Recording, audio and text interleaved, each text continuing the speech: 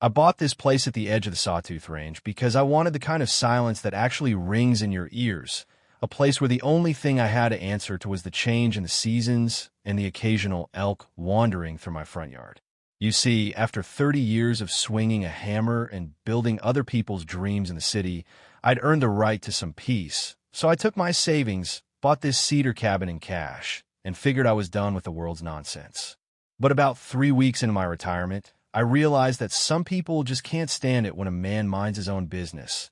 And it all started with a crisp, cream-colored envelope taped to my gate that looked way too fancy for a dirt road. My name is Silas Vance, and I'm the kind of guy who grew up on a ranch where if a fence broke, you fixed it, and if the snow piled up, you plowed it. So when I opened that envelope and saw a bill for $385 for, in quote, seasonal road maintenance and snow mitigation, in quote, I didn't get angry right away. I just laughed. My cabin sits at the very end of a mile-long stretch of gravel that ISN and oppose. T connected to the main subdivision, a road. I spent the first week of my residency grading and graveling with my own equipment, and since the first snowfall had already hit, I'd already cleared it myself 3 times. I looked down the hill toward the cluster of manicured homes in the valley, the ones governed by the Silver Creek Estates HOA, and I knew right then that someone had made a very big, very expensive mistake. The next morning, I drove my old flatbed down to their, in quote, community center, in quote, which was basically a glorified clubhouse that smelled like lavender-scented cleaning products and unearned authority, and I found the woman in charge. Her name was Beatrice Thorne, and she was the kind of person who wore a silk scarf in the middle of a mountain winter and looked at you like you were staying on her expensive rug that she just couldn't and oppose. T quite scrub out. I laid the bill on her mahogany desk and told her, as politely as a man like me can, that I wasn't a member of her little club and that my road was my own responsibility, but she didn't and oppose. T even look up from her tablet. She just adjusted her glasses and said, and quote, Mr. Vance, your parcel is within the Shadow District of Silver Creek, and per our 1994 charter, all residents benefit from the clear access to the county highway, so the fee is non-negotiable, end quote. I leaned in a bit, letting the smell of sawdust and cold air off my jacket fill her space, and I told her that the only reason the county highway was accessible was because I'd been plowing the lower junction myself since the HOA's contractor hadn't and oppose. T shown up in 4 days. Her eyes snapped up then, narrowing into these 2 little slits of pure ice, and she told me that, in quote, unauthorized maintenance, in quote, was actually a violation of community standards and that I should expect a formal warning for, in quote, interfering with association vendors, in quote. I walked out of there without saying another word because my father always told me that you don and oppose. T argue with a mule. You just wait for it to get tired. But as I drove back up to my ridge, I had this sinking feeling in my gut that Beatrice wasn't an oppose. T a mule. She was a vulture, and she'd already smelled something she wanted to pick clean. A week later, the end quote, late notice in quote, arrived, but this time it wasn't an oppose. T just the $385 they'd tacked on a $100 administrative fee and a, in quote, safety surcharge, in quote, because apparently my self-maintained road was now a hazard to the community's aesthetic. I decided right then that if they wanted to play at being a government, I was going to give them a lesson in bureaucracy. So I went down to the county clerk's office in the valley and met a woman named Martha who'd been filing land deeds since before I was born. When I showed her the HOA's claim and my property map, she let out a long, low whistle and told me that Silver Creek had been trying to, in quote, annex, in quote, the Northern Ridge for a decade, but the county board had shot them down every single time because the infrastructure wasn't and oppose. Tee up the code. She pulled the original 1994 filing, and there it was in faded ink and clear language. My lot, 44 Charlie, was explicitly excluded from the HOA because it was designated as, in quote, independent timberland, in quote, with its own deeded access. Martha stamped a certified copy for me, winked, and told me to keep my head down because Beatrice Thorne had a brother on the planning commission and a nephew who ran the local landscaping company that, in quote, just happened, in quote, to hold the HOA's snow contract. It was a racket, a classic mountain town shakedown where they'd scare the newcomers into paying for services they didn't oppose. T-need so they could line the pockets of their own kin, but they hadn't oppose. T reckoned on a man who had nothing but time and a very deep sense of spite. I didn't oppose. T send the money. Instead, I sent a certified letter containing a copy of the deed and a polite request for them to never contact me again. But 2 days later, I woke up to the sound of a heavy engine idling at the base of my driveway. I walked out onto my porch with a mug of coffee and watched as a massive orange plow truck, one I'd never seen before, began pushing a wall of dirty slush right across the entrance to my road, effectively banking me in. The driver, a guy who looked like he'd rather be anywhere else, hopped out to take a photo of the completed work, and when I hollered down to ask what the hell he was doing, he just pointed at a clipboard and yelled back that he was clearing the easement, per HOA orders. He deliberately created a 4-foot-high berm of ice that would take me an hour to clear with my tractor. And as he drove off, I saw a black SUV idling 100 yards back. Beatrice, watching from behind tinted glass like some kind of suburban warlord.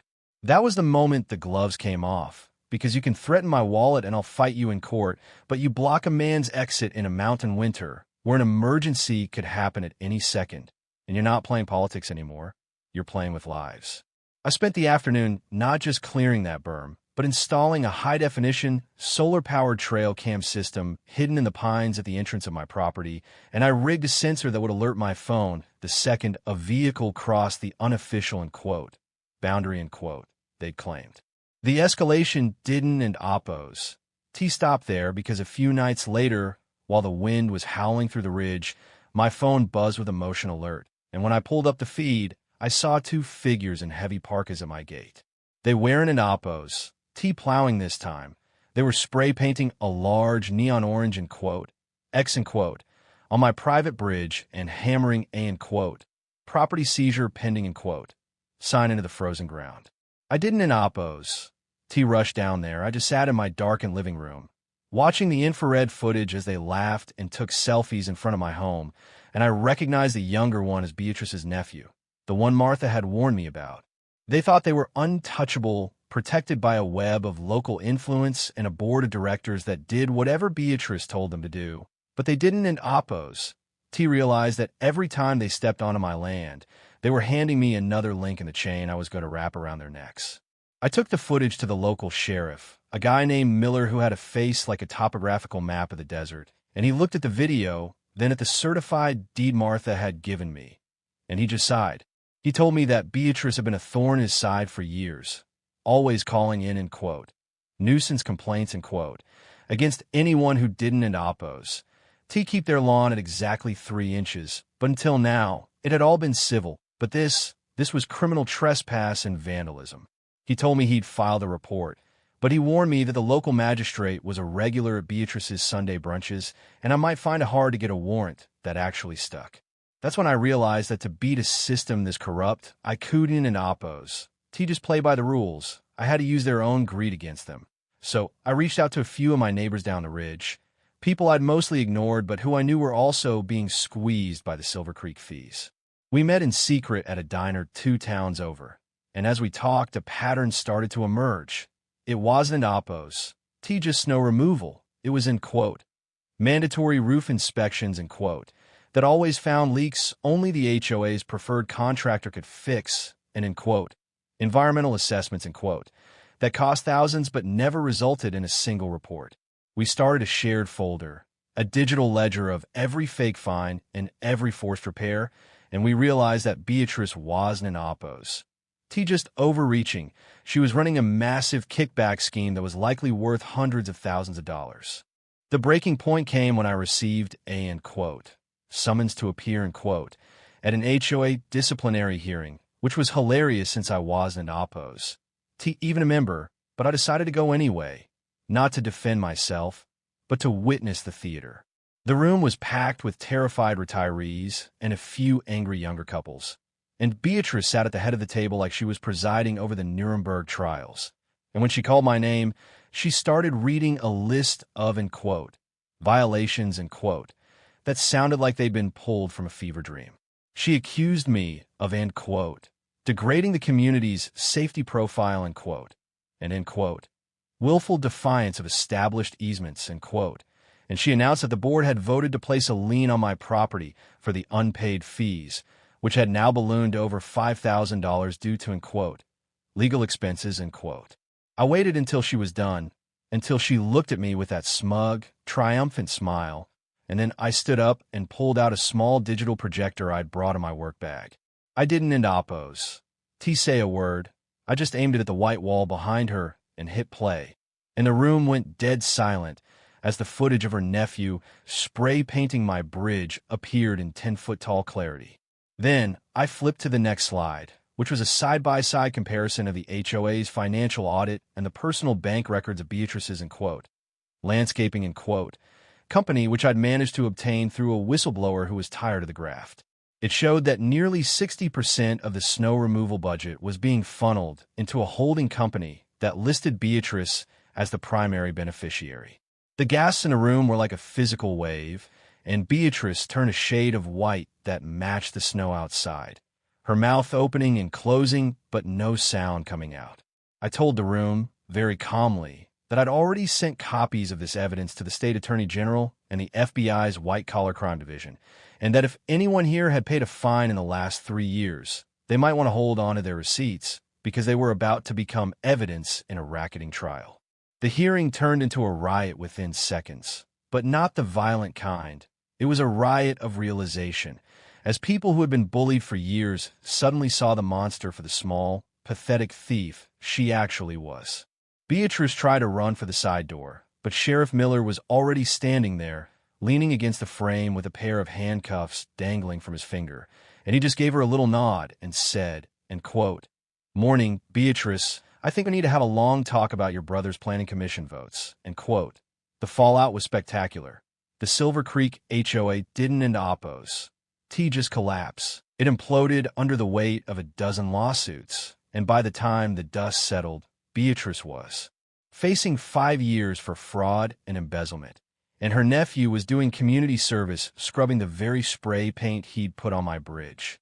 But here's the thing that still gets me, the part that makes me wonder about the world we live in. Even after all that, after the proof was laid bare and the villain was hauled off in chains, there were still people in that subdivision who were mad at me. They weren't in oppos. Mad at the woman who stole their money. They were mad at the guy who, in quote, disturbed the peace, in quote, by exposing it, as if a quiet lie is somehow better than a loud truth. They missed the order of the HOA, the feeling of being part of something, in quote, exclusive, in quote, even if that something was bleeding them dry.